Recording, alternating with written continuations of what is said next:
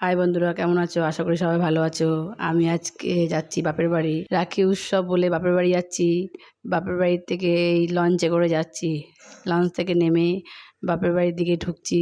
বাপের বাড়িতে গিয়ে রাখি পরা শুরু স্টার্ট হয়ে গেল।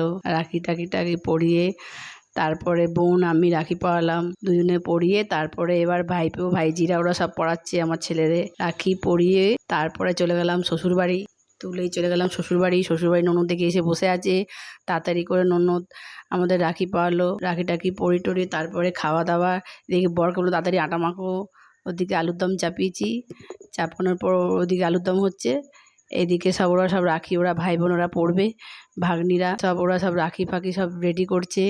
ওটা ননদ, বড় জায়ের মেয়ে সব ওরা রাখি সব ইয়ে করছে, সব গুছাতে থালা।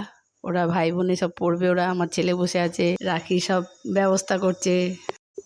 আমি এদিকে সব রান্না বান্নার ব্যবস্থা করছি, তাড়াতাড়ি ওরা যে খাবে। তাড়াতাড়ি রান্না বান্না করে আমি আর বর লেগে পড়েছি রান্নায়। তারপরের দিন দুপুরের মেনু হচ্ছে ভাত, এদিকে কাটাপোনা ঝাল, ডাল, কাঁকরোল ভাজা, মাটন। মেনু হচ্ছে এটা। কেমন লাগছে কমেন্ট করে জানান।